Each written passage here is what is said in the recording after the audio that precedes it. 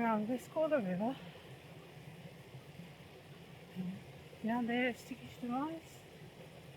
But there's this delightful little cascade behind me.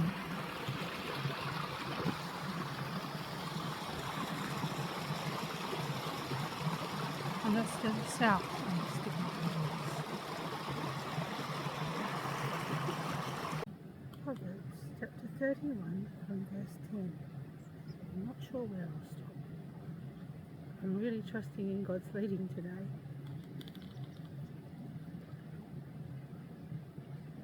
Who can find a virtuous wife? For her worth is far above rubies.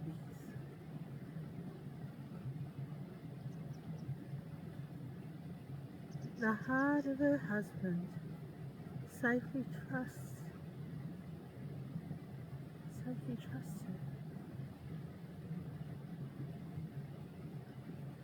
So we will have no lack of gain.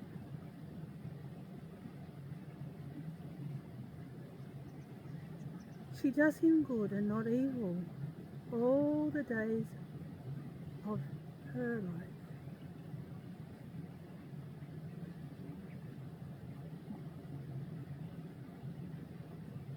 She does him good all the days of her life.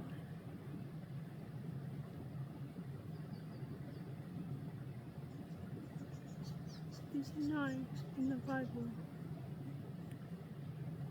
that a wife, a woman, is called a helpmate, and the same word used for a wife is also used for how God is to us.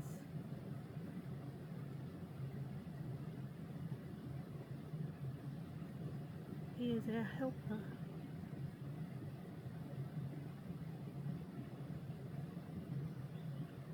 And we can trust in Him.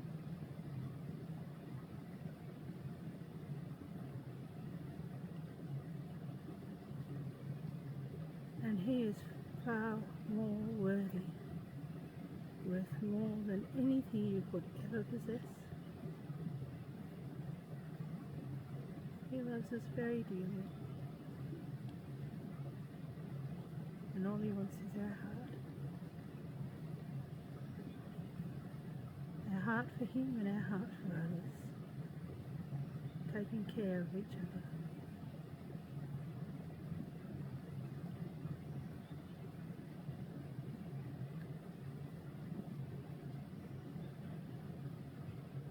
The night before my dad died, he told me he was so proud of me because I cared for the people around me. Not just the ones who did me good, but the ones who did me harm as well. He was very proud of that, he said. My love for others. My willingness to help them. Even though they did nasty things to me. He was very proud of that. And I believe it's something that God is proud of too. When we can love one another. He tells us to love one another. We're supposed to love our neighbours as ourselves. So therefore we're supposed to love ourselves. How can we love others if we don't love ourselves?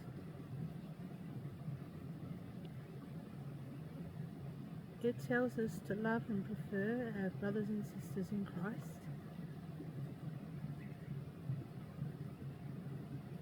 Which means that we look after each other. Treat each other like family. And He tells us to love our enemies. To do good to them. Now I try not to make enemies, but people seem to want to make themselves my enemy.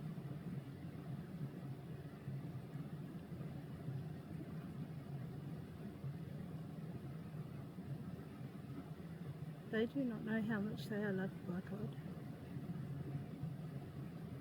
And I ask God to help me see them. With His eyes of compassion, with His eyes of love.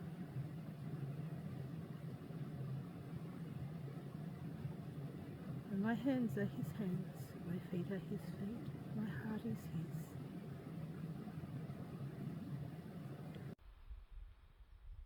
I see the moon sees me. God bless the moon and God bless me.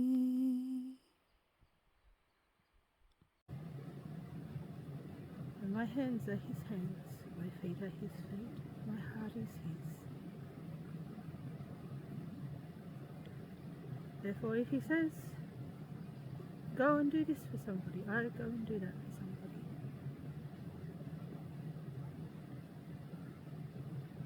And they have no idea that it's not me, it's God.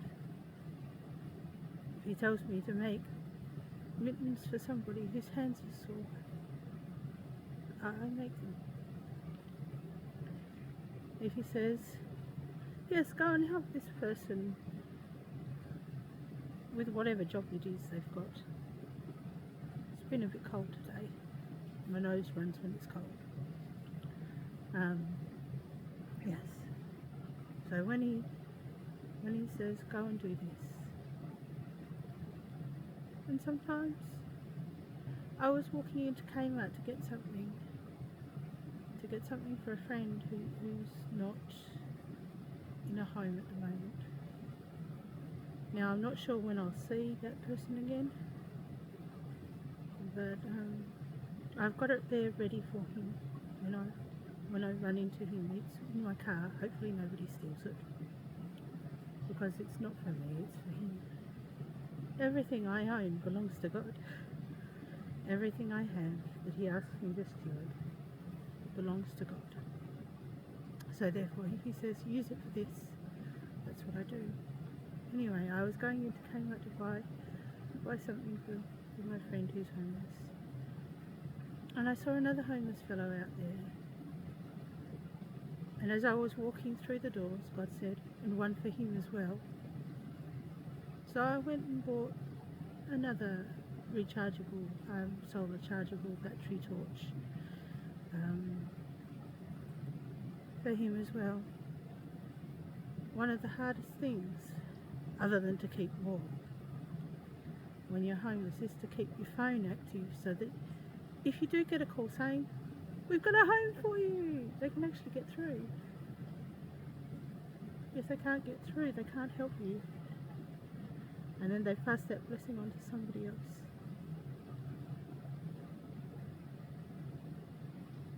So I wanted him to have a way of charging up his phone. And God said one for him as well. I probably won't see that person again, but he will know that he was cared for. I didn't really make myself clear that it wasn't me, it was God. And I feel sad that I missed that opportunity to share with him God's love for him. But at least he was loved and known and cared for. Because all you have to do to become homeless is have your landlord say, I don't want to renew your lease. They don't even have to give you a reason.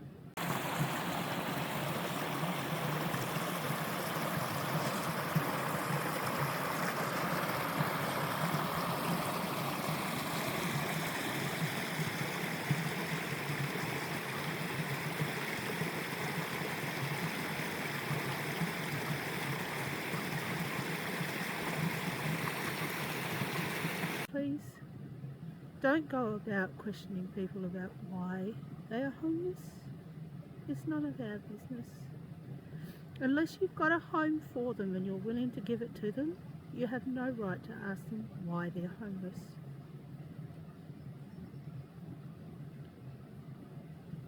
And giving them information they already have, they've already tried every avenue. They don't want to be homeless.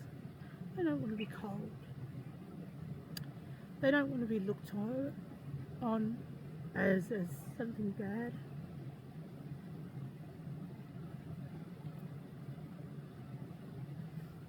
And before you give a homeless person something, you should really ask if they actually need it. I didn't do that the other day because God told me he needed it. And God isn't wrong.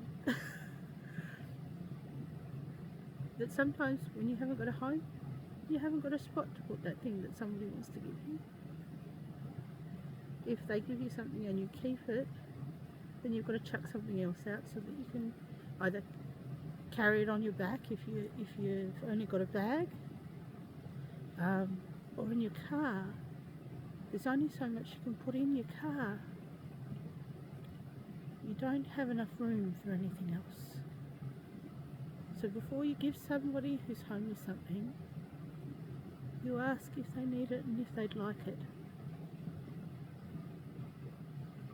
Because sometimes our wanting to help is more of a burden than a help. And telling them that housing is there isn't going to help. They've been to housing, they filled in the forms, they continue to refill in forms and do phone interviews, and they don't get a home because there aren't any for them. If you are single, they are not making single homes, and they won't put a single person in a family home. They are making family homes because they have decided that families are more important than single people, that we are not worthy of their help. So they've tried all the avenues. So unless you've got a building that's empty that you want to put someone without a home in, please don't harass them about their homelessness. It makes things worse, not better. It might alleviate your guilt at them being that way, but you don't have guilt.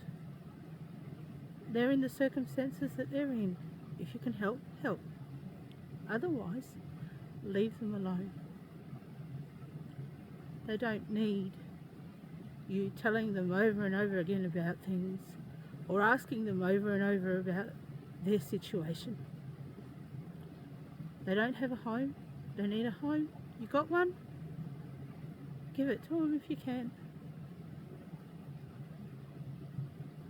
No one deserves to be without a home, regardless of what other people think about us. No one deserves to be without a home. And those who are on drugs are probably on drugs because they don't have a home. They were probably quite normal people before. But their way of forgetting their troubles is to either get drunk or go on drugs. Or the only thing that got me through, apart from God, prayer, reading my Bible, is being out here in God's creation, where I feel close to God. Being out here. So maybe there's a special place that you like to go. It's out somewhere nice that a homeless person might not know about, where you can take them, where they can de-stress, where they can enjoy some time and not feel like a burden, because they are a blessing. God made us all to be blessings. I see the moon sees me underneath the old oak tree. Please let the light that shines on me shine on the ones I love. Over the oceans, over the sea, that's where my heart is longing to be. Please let the light that Shine on the ones I love. Please let the light that shines on me shine on the ones I love. It's getting a bit dark. It'll be alright. I'll have to head out very shortly because the rocks are slippery and I don't want to get in trouble. The road's only about 10 metres away, maybe 15, so I shall be alright. 1 Peter chapter 5 verses 6 and 7. Therefore humble yourselves under the mighty hand of God, that he may exalt you in due time, casting all your cares upon him, for he cares for you.